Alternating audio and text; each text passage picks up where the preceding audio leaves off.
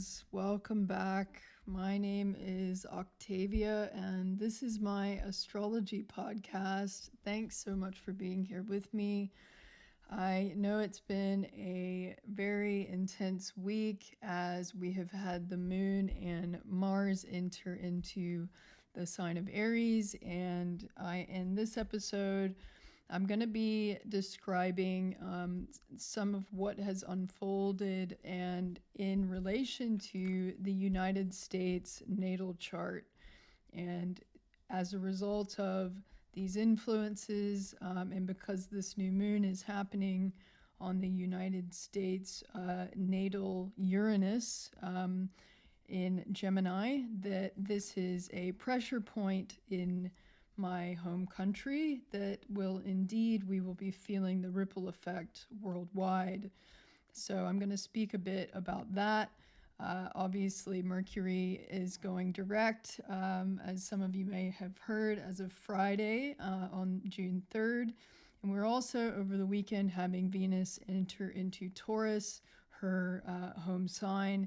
And so there are some good things here we can feel into and enjoy and move through these coming days and weeks ahead. So I hope that in this episode that I'm able to give you some insights into how to align with this energy in a way that really focuses on a sense of self-responsibility for how we feel, and from that place of being self-responsible in our feelings, in our humanness, and all the ways that shows up, that we can keep our hearts open and we can keep a sense of peace within us. Now is a good enough time as any to say that I will be traveling back to the US in the coming weeks. And so I have really been sitting with so many things in relation to what is happening over there and what I've experienced here in Australia during my time here that I've been incredibly fortunate to have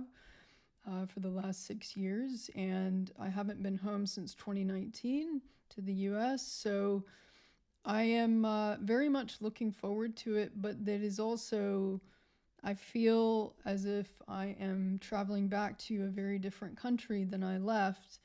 And I imagine that is the case for most countries in the last couple of years, 2-3 years. So I think that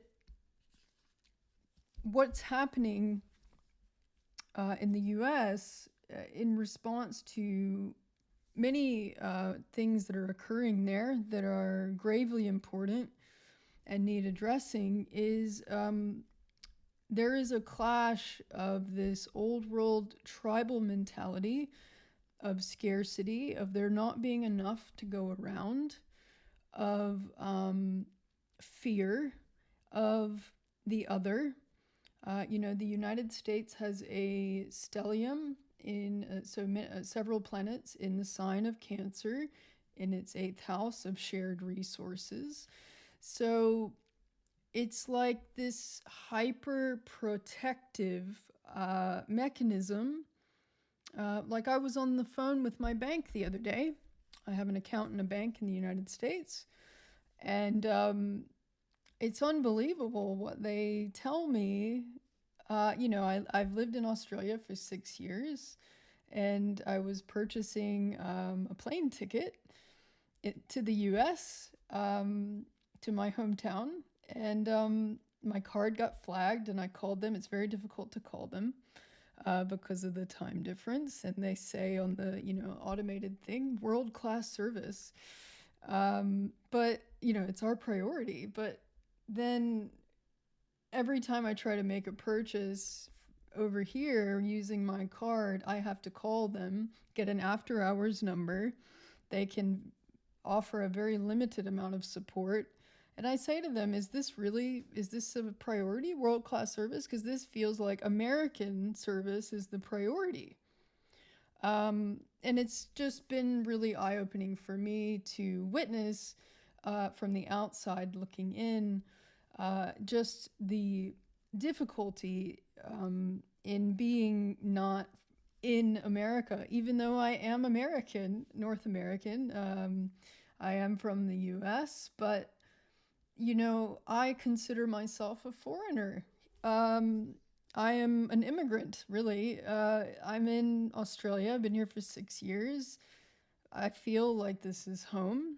I also feel like, there's a part of me that identifies, the US as home. So these are, and perhaps it's just in my nature to be able to move between realms. I think that is something that I have the ability to do a little bit more easily. It's just something it's inherent in me to do.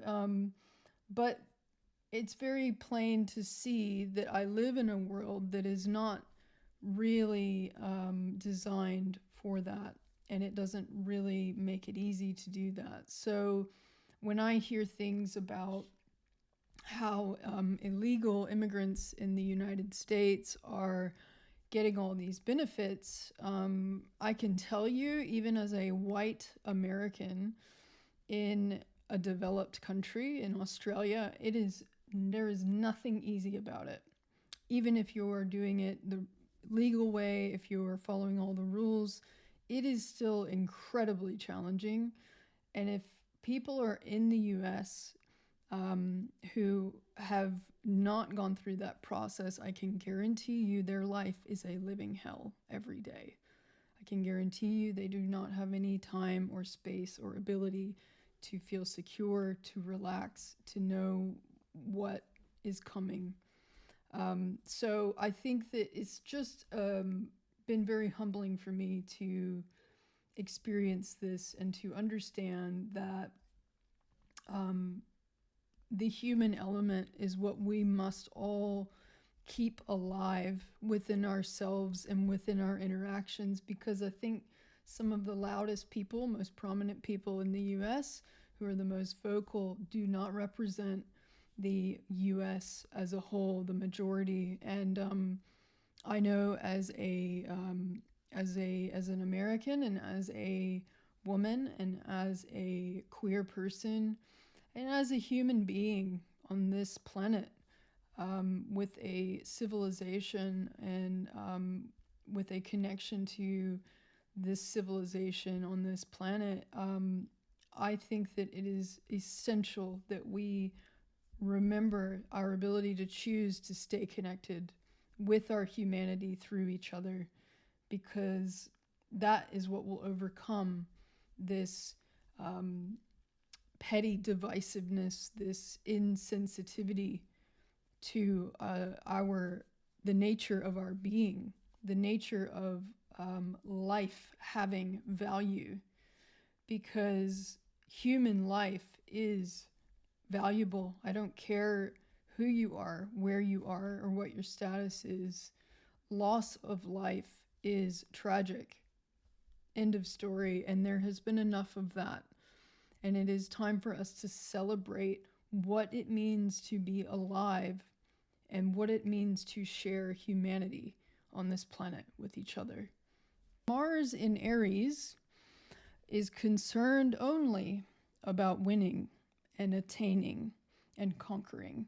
It's about decisiveness and precision and beginning something and finding the edge of something and penetrating. I mean, it's all very, it's quite literal, masculine stuff, but we all have all these influences that live within us, is what I want to stress here, and not stress, but emphasize in a loving way, that if we can find this integration of masculine and feminine, because I wanted to say that we've gone from this eclipse in Scorpio with the personal planets, as I said, in the signs that they don't function well in. And now, as of tomorrow, whenever you're listening to this, so that it'll be Sunday, May 29th, Venus will be in Taurus, where one of the signs that she rules.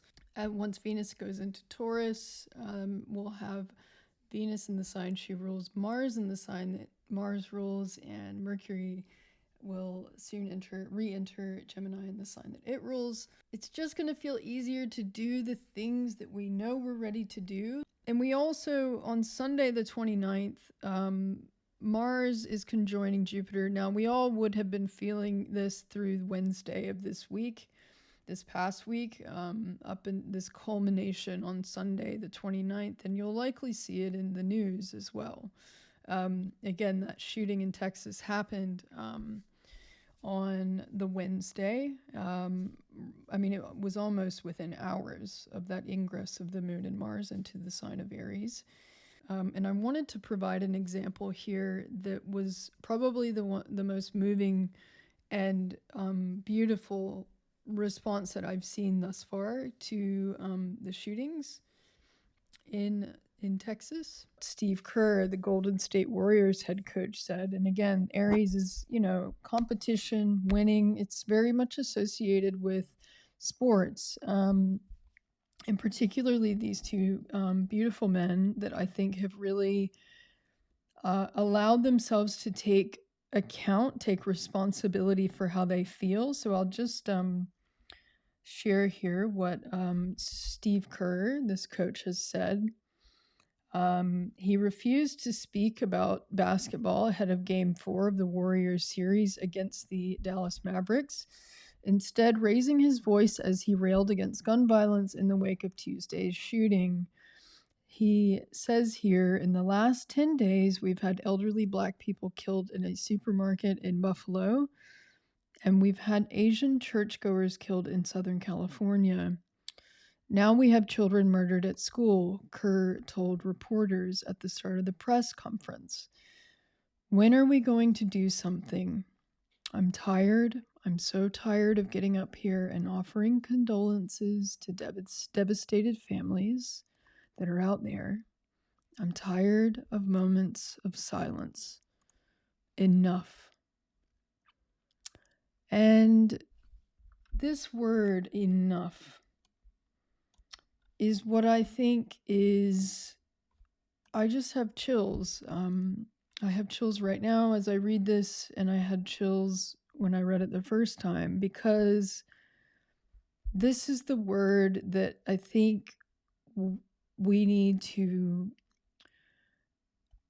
have an inquiry around what is enough for us as individuals, and where is our enough. Here we have Gabe Kapler, the manager of the Giants, saying, I don't plan on coming out for the anthem going forward until I feel better about the direction of our country. Here he's told reporters that he's going to forego the pregame national anthem moving forward. Let's see, he actually wrote something on his website sharing his thoughts, where he questions the country's leadership and whether it's committed to representing its people's best interests, and whether the U.S. is truly the land of the free and the home of the brave. Kapler wrote about his disillusionment with what he called the lack of delivery of the promise of what our national anthem represents. He goes on to say, I am not okay with the state of this country. I wish I hadn't let my discomfort compromise my integrity. I wish that I could have demonstrated what I learned from my dad, that when you're dissatisfied with your country, you let it be known through protest. The home of the brave should encourage this. Now, I think that what he has said here in questioning the land of the free and the home of the brave, I think that this is a very important inquiry that is a commendable question to raise at this point, and in fact is incredibly patriotic, incredibly honest and caring and loving, and it really stands for what the United States is about. And I want to show you guys a clip here of something that is quite the opposite of this, just for the sake of example, so that we can see this range of Aries particularly with Chiron in Aries and the conjunction that we are having with Mars and Jupiter in Aries, where the whether the projection, so if there is a wounded part, because with this coach, this with Gabe Kapler, there's no ego involved. He has no agenda, because he's simply speaking from his heart. He's speaking from what he knows of honor as a man and what he knows of his country and what he learned from his father and so forth. And it's very plain to see the difference here. I don't have to explain it to you all. But this is a great example of the higher octave of the Aries influence, and then the wounded, projected, lower vibration of the Aries influence. And this is where we can really see the unfortunate, the way that this delusion, this wounded masculine, dark masculine, can manifest. Only happen in your country. I really think that's what many people around the world they cannot fathom. Why only in America? Why is this American exceptionalism so awful? You know, I'm sorry you think American exceptionalism is awful. I think this aspect of it. You got your political agenda. No, it's honestly, God love you. Senator, it's not. I just want to understand why you do not think that guns are the problem. You know what? Mass shooting. But you can't answer that. You can't answer that, can you, sir? You can't answer that. Why is this country? Why is it that people come from all over the world to America? Because it's the freest, most prosperous, safest country on earth. It may be the freest. It may be the most popular. We can see here that the United States indeed is in its own identity crisis. So I'm just going to pull up the chart here and just point out a few more things that are worth noting. Okay, so this new moon is happening at 9 degrees Gemini, and I wanted to speak for a moment here about the relationship that this new moon has both to the United States chart, the Sibley chart, and also to what we're going to experience later this year. In August, Mars will enter Gemini and it will be retrograde there. So Mars will be having an extended stay in Gemini. And as we can see here, this is where the natal Mars resides in the United States. So the natal chart for the US is called the Sibley chart here. So we can see here, this is the new moon happening at 9 degrees of Gemini. And here is the United States Uranus here at 8 degrees. And so this is a pressure point because, as we know, the US is in its Pluto return. Here's Pluto in the sky. The US's Pluto is at 27 degrees, 33 seconds. We've got Saturn on the United States natal moon here, just 2 degrees away. So we've got quite a bit here stacked up. There's also Chiron is inching toward a return here for the US, which is also significant. So there's a lot of old themes coming up in the US. There is a lot of conflict. There is a lot of issues with legislation, with infrastructure, with voting, with the media, of course. And we can just have a look here at, this is Neptune in the US chart at 22 degrees in a square to Mars. Now, this is, I think, what a lot of the media, a lot of the sort of delusion around the details of what is significant. For example, 19 children, 18, 19 being killed, and the emphasis being on a door. This is the sort of detail that is a bit not of this world, right? Because Virgo is a sign that deals with refinement and details, and Neptune is not of this world. But there is this interesting paradox here where there is an emphasis on the details that really are not essential, that are being shared here for some other reason, right? Some other motivation, whatever that may be. We can also take note here and see that there is a trine happening 22 degrees north node in Taurus with Neptune in the US's chart. And the US is having to do some soul searching here. There's no question. That's doesn't take an expert to observe that. So, and lastly, I just wanted to mention too that Neptune in Pisces is also opposing the US's Neptune. So there is a lot of confusion. There is a lot of delusion here because additionally, Neptune here at 25 degrees of Pisces is in a trine to Mercury here in the US's chart in Cancer. So there is a lot that's being said that is being said in ways that are being spread. Pisces, when Pisces is involved with communication, it can mean broadcast, it can mean widespread media. And again, Neptune is deceitful. It can be, it's not always, but in this case, we are seeing the effects of these nonetheless. So, because we've got this new moon happening here on the US's Uranus, this is significant. Wanted to highlight this. We all have the ability to make choices in this life, and I wanted to provide an example here as a historical reference of how this astrology, there are certain patterns in history. And here we have the US's Sibley chart, of course, July 4th, 1776. And we have on the outside here, the start of the Civil War in South Carolina. Okay.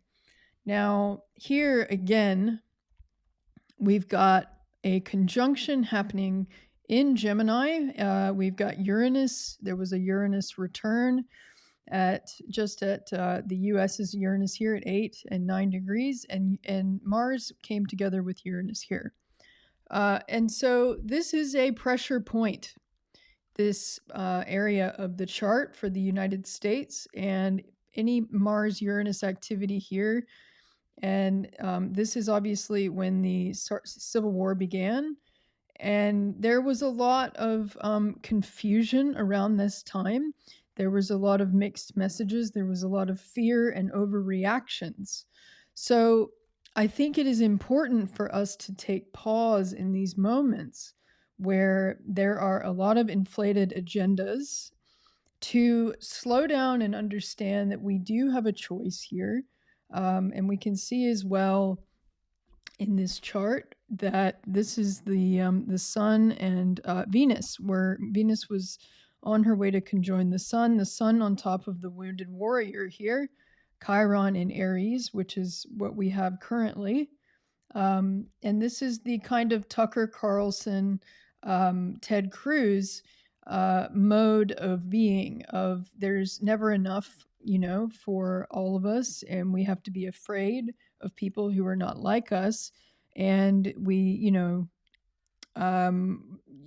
have to exert our power in ways that is detrimental for others because we indeed feel powerless. Now, the other thing to note here is that here we can see Mercury was conjoining Neptune in Pisces. And this is where we need to take pause and note, because again, Mercury is opposing Neptune. Now, Mercury in Pisces does not function well. Neptune in Virgo does not function well. So this is a clearly an issue with communicating here in this realm. And obviously, this is where things are getting hot. This is where things are getting activated. And this is where the confusion is happening, this opposition. So, and this is where it's all releasing. So we have this sort of setup here. And I just wanted to highlight it because we always have a choice in how we move forward. And as you move forward, as we get closer to August, when Mars will enter Gemini, this new moon is ushering in a time when we will begin to see some of these themes emerge. Because again, we have Neptune in Virgo opposing Neptune in Pisces, and we have the Sun and Moon here at 9 degrees on Uranus. And again, later this year, we will have Mars here in Gemini for several months and into 2023. And in 2025, we will have Uranus. So here's Uranus now. Uranus will enter Gemini. So we have the next 3 years, 23, 24, well, 2 years and some change, 2.5, to decide what we want it to be like, as particularly in the US. And because the US is so influential, this isn't just going to be isolated to that country. This is going to have a ripple effect across the world. All right, that's going to do it for this one. Thanks again for tuning in, and stay safe, well, and wise.